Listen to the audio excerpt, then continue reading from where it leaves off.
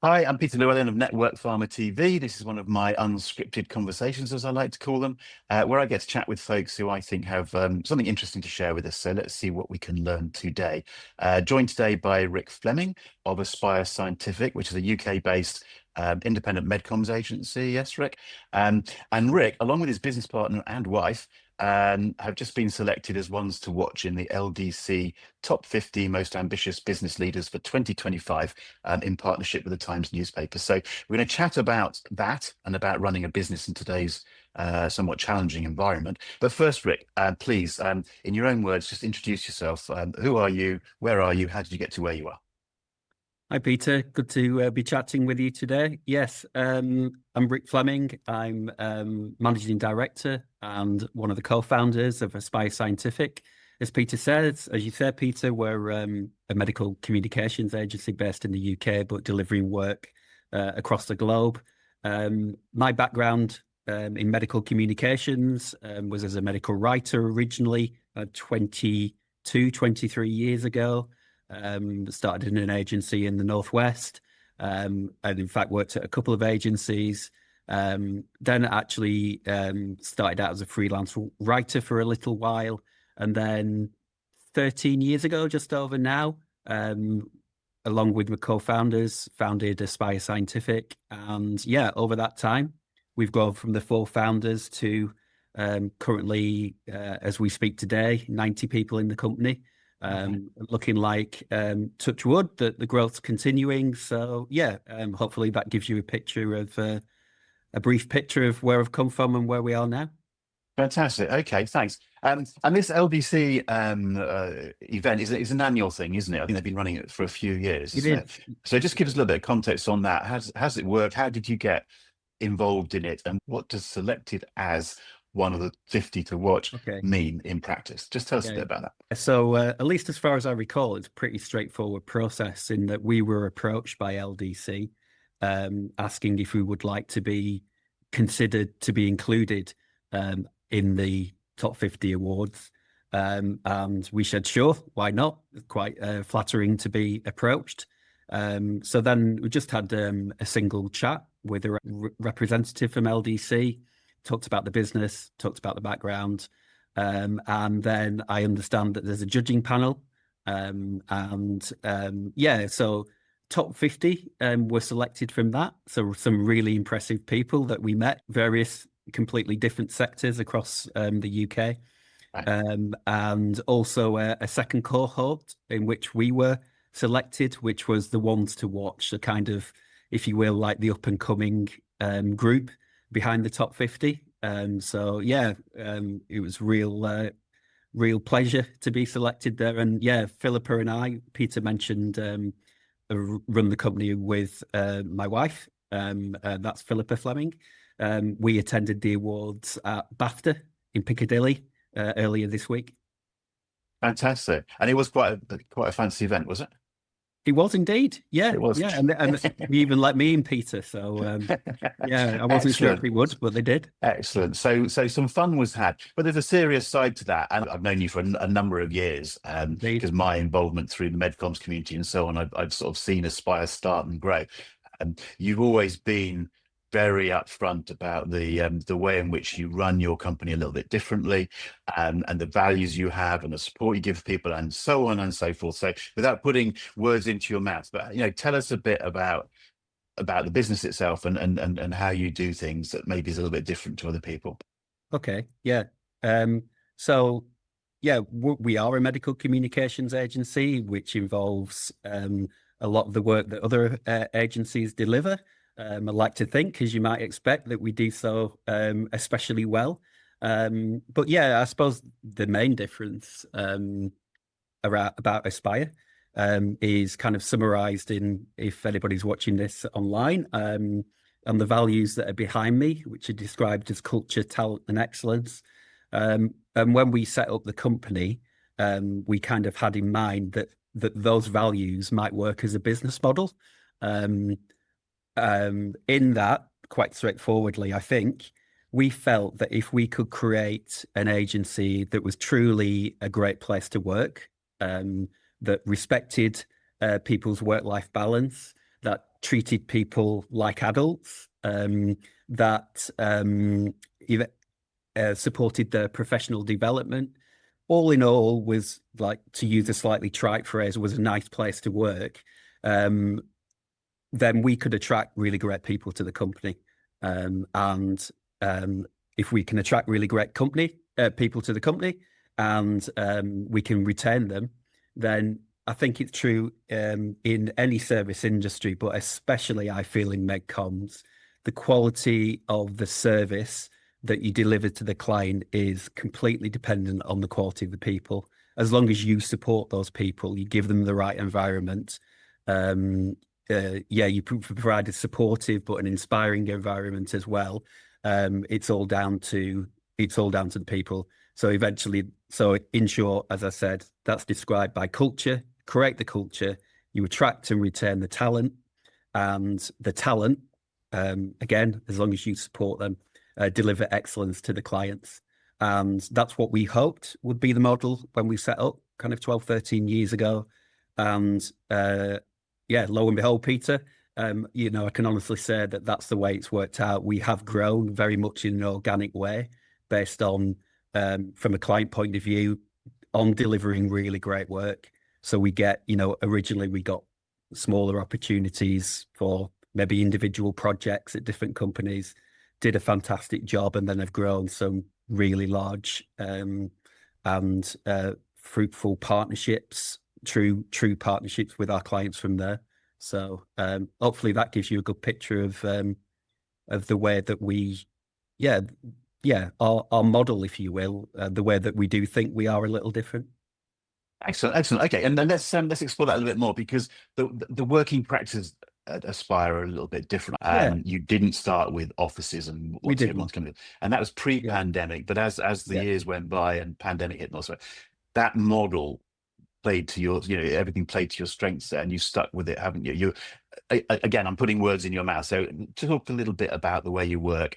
I would say that the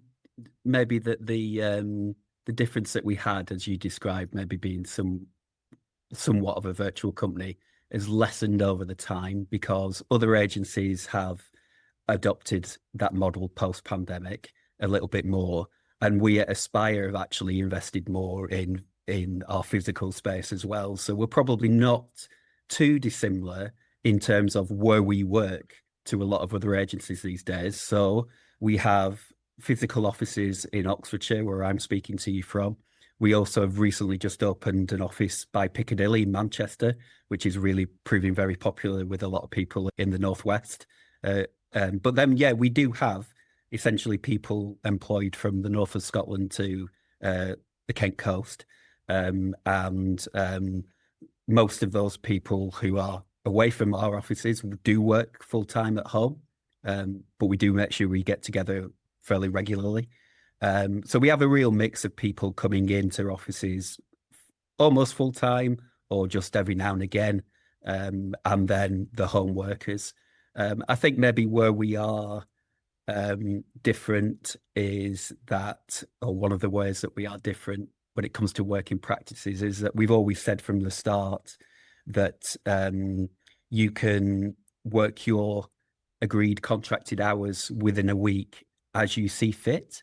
Now, obviously, that does have to fit around internal meetings, client deadlines, etc., etc. So a lot of people, as it happens, do tend to work fairly structured hours, like the traditional business hours. But that flexibility really, and that kind of, I think I said the phrase treating people like adults, which maybe sounds a bit vague, but it's kind of, we trust you to get on with your work. If you produce great work for us, for yourself, for the client, then I don't care if you're going off to yoga between 2 and 3 o'clock. I'm quite pleased that you're doing something like that. Or you've got to leave the office for a few hours to pick up your child from school, and you're working a bit later at night.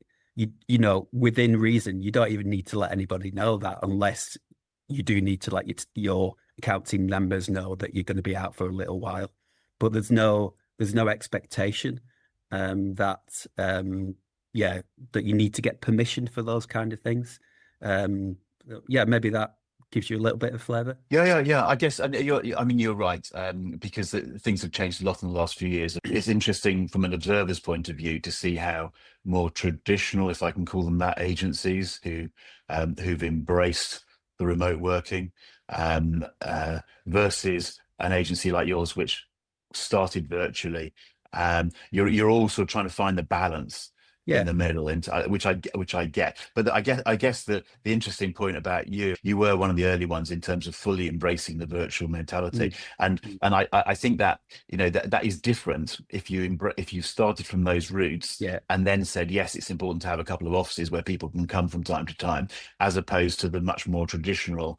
We have a big office, yeah, and okay, everyone has to work at home now, and then we'll try and get some people back. The sort of the infrastructure and the yeah. attitudes and the sort of approach to work must fundamentally be different, and it's in your DNA, as it were. That's a really good So way of okay, putting so it.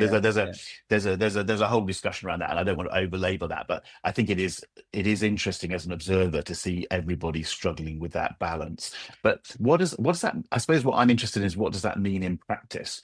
What sort of management structures, communication lines, what sort of facilitation, what are the sort of tips you can give other people in terms of supporting a team like yours most effectively in this sort of virtual/hybrid sort of world? yeah. Probably a lot of obvious things initially, Peter, like making sure, like you're right, we did set up so that we could work optimally with people not being in the office together. So, it's simple things as making sure the technology is right. And, these days that's easy. We're on a Zoom call now. But yeah, making sure that was right from the start, making sure that there are regular check-ins with people through so that people aren't left on their own to work all Mm, day, so that their heads are not down and they're not getting any form of human contact at all. So one example there, and I'm sure this isn't particularly unique, but we do have a very active Teams channels within Aspire, and there's whole dedicated sections to social side of things. So as an example, there's a book club that runs within the company. There's channels around gardening, there's channels around music, there's channels around lots of other things. Pets, I should bring up, because it seems that everybody in Aspire's got right, a dog, or right. every other person at least.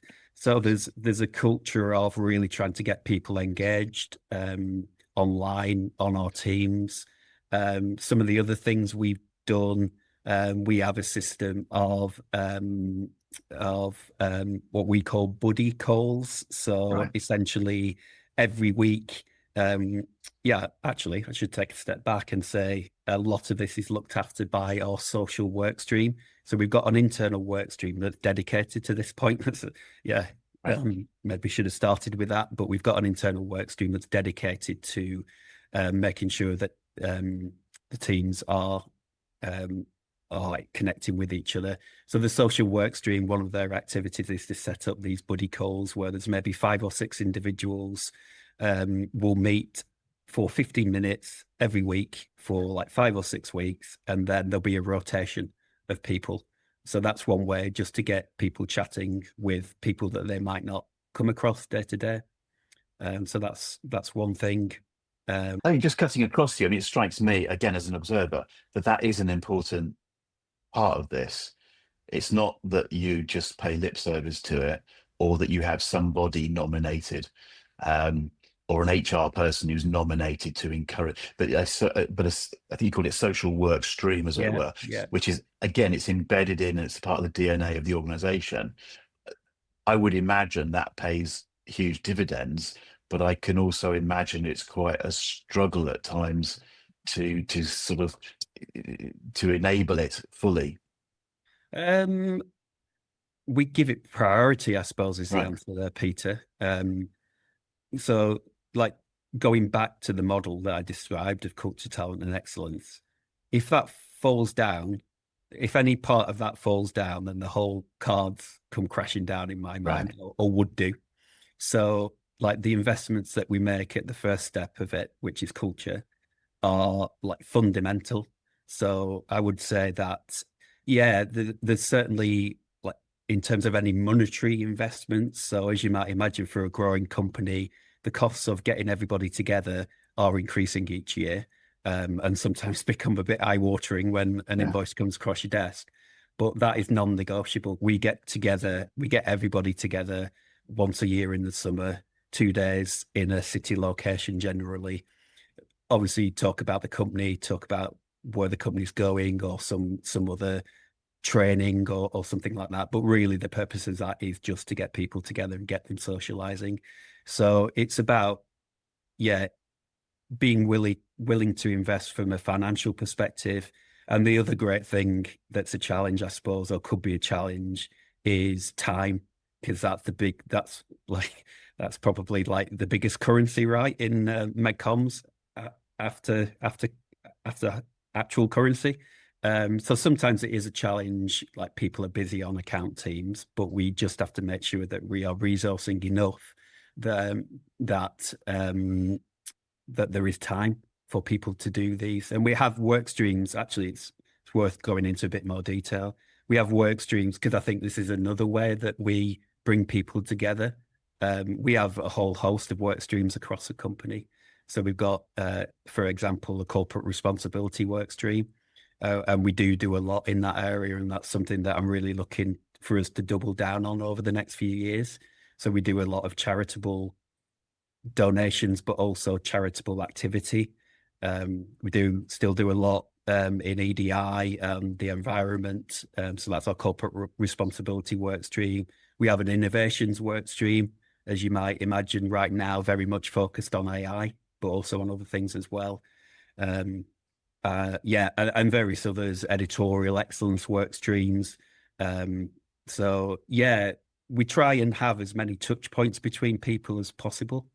And yeah, this is not unique in any sense, but we do have units within our company so that people have a unit to belong to, a delivery unit to belong to, where they can get to know those people in that unit maybe a bit more in detail than they would everybody in the company. So yeah, now you've asked the question, Peter, there's quite a lot of things that are coming to mind that we do that maybe I just now, after so many years, think are just standard or You just take for granted, yeah, don't you? But it's interesting listening to you talk. I must admit, I know we could go into much more depth. So let's accept the fact that we haven't got time today to go into lots of depth about everything. But it is interesting listening to you talk and the investment that's going on. This strikes me whenever I talk to someone like you now. The cost of doing business is very high. yeah, And in an agency business, I mean, I'm the old guy. I grew up in a time when really nobody worried about any of this except getting the project out the door, yeah, and all the focus was on yeah, chargeable hours and all this stuff. And yeah, it's a very different environment now. And so the cost of doing business is high. But you sort of have to, don't you? It is as simple as, I guess, the pharma companies and so on that you'd work for require quite a lot of investment in the procurement process, in sustainability type questions, and all of that sort of thing. And this has been a pretty rough couple of years. So again, just give us a little bit of a sense of how things are going, and yeah, okay, I yeah, suppose that, how much of a challenge is it in yeah. practice for you? Maybe quick diversion before I answer that question. Because yeah, I just want to pick up on one point. I think you're right that the agencies have to do this to a large degree. Um, I would say that we chose to do this, like we Right. choose to do this. This is we can, or maybe we won't go into this, but the model that we chose of culture, talent, and excellence was chosen initially, and more importantly, I think, than the fact it would work as a business model, because it aligns with my and the co-founders' personal values. I want to work in a place which is full of people who enjoy working there, who are great at what they do. I think one point to make is that we work exceptionally hard. We're like, we do work really hard. So, and we want to deliver great work to our clients. I think we do. But the people first approach that we take is driven from like my values of and others' values of wanting to do that anyway.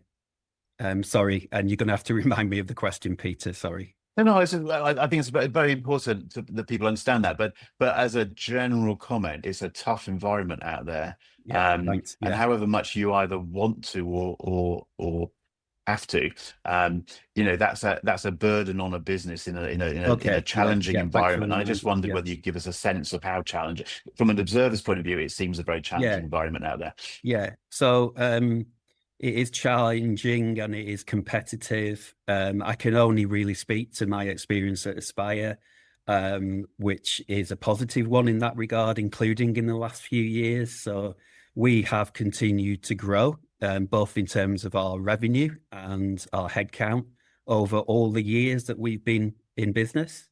And that continues to be the case. I'm not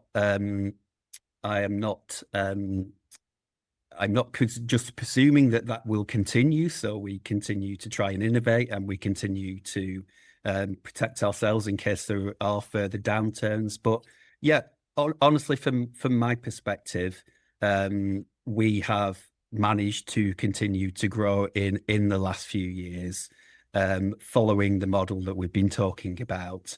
Some of the challenges that we're seeing are just much more involvement from procurement. And maybe that's partly a trend across the industry. Maybe it's just a partly a reflection of the fact that as you grow as an agency, you no longer fly under the radar as much as maybe you previously once did.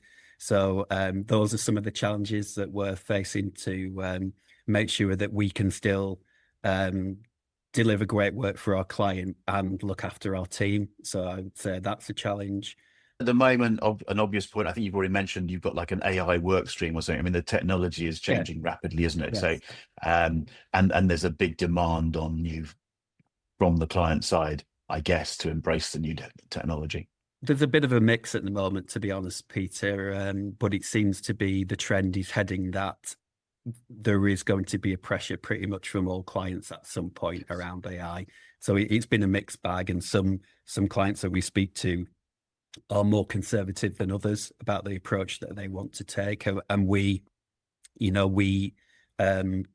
do our best to incorporate all approaches and all preferences there. So as you might imagine, we've spent a lot of time on thinking about our AI strategy, on getting our team engaged and trained on AI. I won't pretend that I'm an expert in this area, but there are certainly people within the company who are.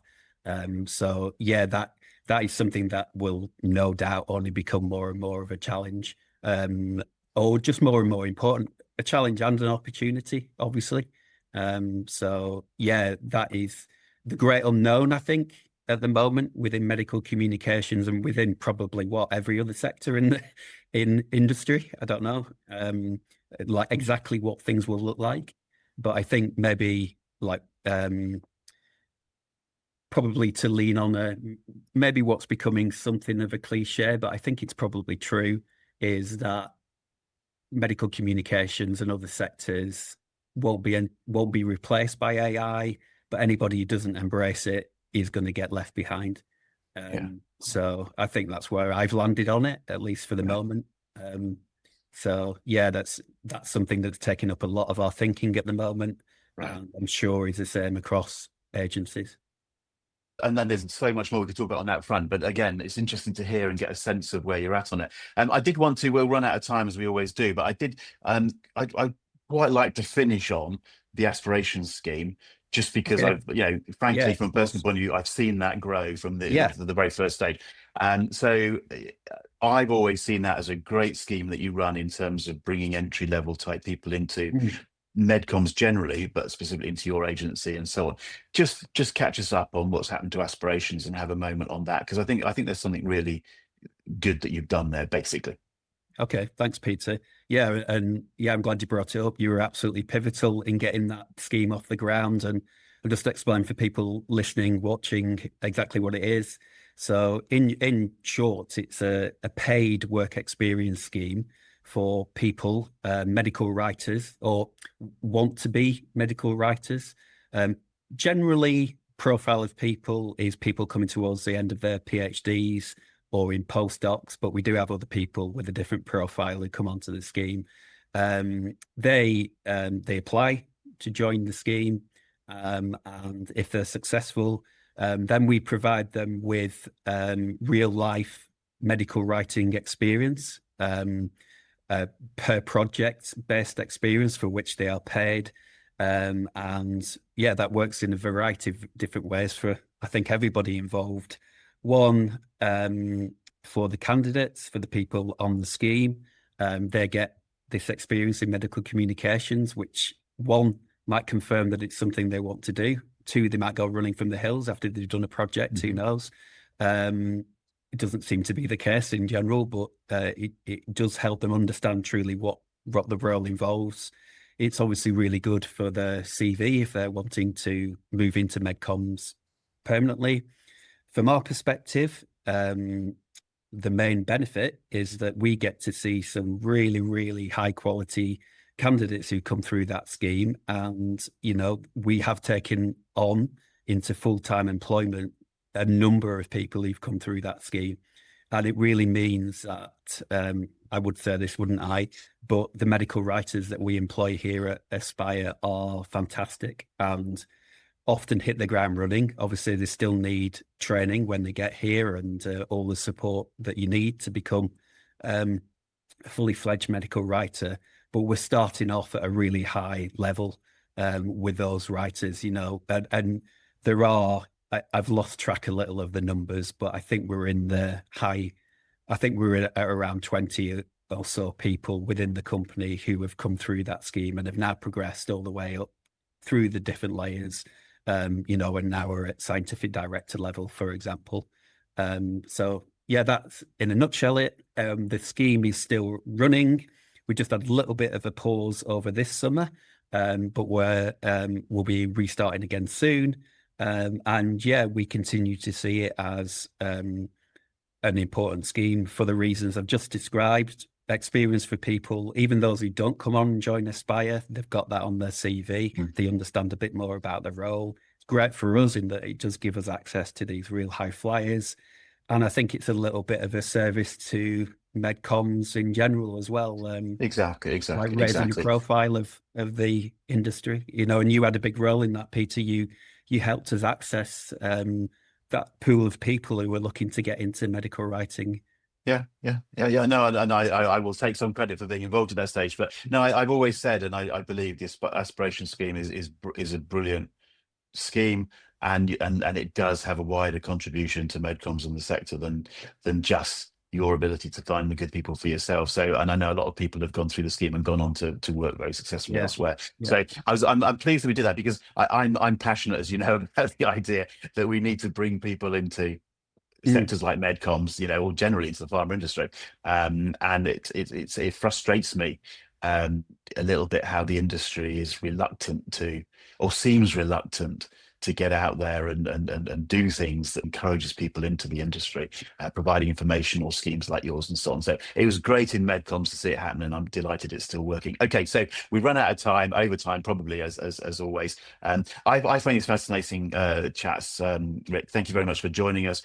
Huge congratulations to you, because again, on a personal level, I just love the fact that, you know, people in MedComms are reaching those heights of, you know, the Times newspaper and LDC awards and all the rest of it, which is beyond just an industry award. I think that, you know, the more we can do to get something like MedComms understood by the wider industry and beyond, I think that's good.